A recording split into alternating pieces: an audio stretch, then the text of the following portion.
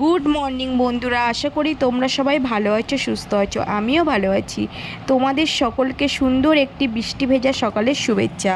তো সকালে ঘুম থেকে উঠে ফ্রেশ হয়ে চলে এলাম রান্নাঘরে। আমার ভাত হয়ে গেছে। এবার আমি বিনস, গাজর, ক্যাপসিকামগুলোকে ভালো করে ভাজা করে তার মধ্যে কাজু বাদাম কিশমিশগুলোকে দিয়ে ভেজে নিলাম, আর পরেরগুলোকে টুকরো টুকরো করে ভেজে নিলাম। আর ভেজে নিয়ে তারপরে আমি রাইস দিয়ে দিলাম, আর ভেজে রাখা পনিরগুলোকেও দিয়ে দিলাম, আর এর মধ্যে ঘি, লবণ, চিনি দিয়ে দিলাম, দিয়ে ভালো করে একটু নাড়াচাড়া করব। তো আমার হয়ে গেছে। এবার আমি নামিয়ে নেব। আর এদিকে কটা বেগুন চাকা চাকা করে ভাজা করে নিলাম, স্বস্তিক খেয়ে স্কুলে যাবে। তো আমিও এটা টিফিন দেব, এটা ঠান্ডা করতে দিয়েছি।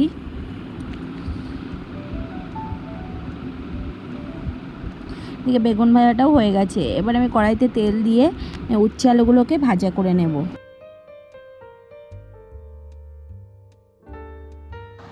উচ্ছে ভাজাটা হয়ে গেছে। এদিকে আর একটা কড়াইতে কেওড়া সিদ্ধ করে নিয়ে অল্প একটু তেল দিয়ে সর্ষে ফোড়ন দিয়ে টকটা করে নিলাম, আর টকের মধ্যে একটু চিনি ও লবণ দিয়ে দিয়েছি। তো উচ্ছে ভাজাটা আমি নামিয়ে নিয়েছি, টকটাও নামিয়ে নিয়েছি। এবার আমি এই পনিরগুলোকে ভেজে নেব, কারণ আজ আমি করব পনির পটল আলু দিয়ে রসা।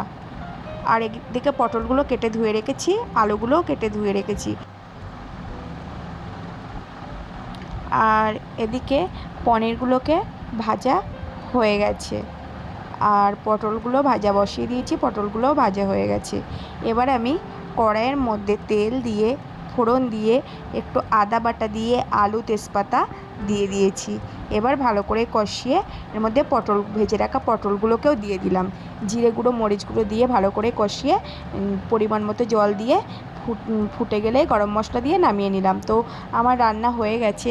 এবার আমি একটু করব কাবলি ছোলার ঘুগনি। তো ঘুগনিটা আমি সকালেই এই জন্যে করব, আমি একটু বাবার বাড়িতে যাব, নিয়ে যাব, তার জন্যে বাড়িতে কিছুটা রেখে যাব, কিছুটা নিয়ে যাব। তো কড়াইতে তেল বসিয়ে দিয়েছি, তেলটা গরম হয়ে গেছে। এবার পেঁয়াজগুলোকে দিয়ে দিলাম। কাবলি ছোলাটা আমি রাতে ভিজিয়ে রেখেছিলাম, সকালে সেদ্ধ করে আমি ঝুড়িতে ঢেলে দিয়েছি।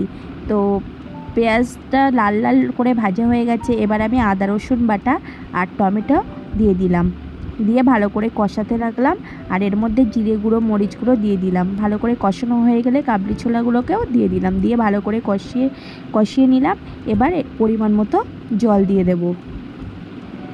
আর আমি যখন আদা রসুন পেস্ট করেছিলাম তখন তার গোটা শুকনো লঙ্কাও দিয়ে দিয়েছিলাম।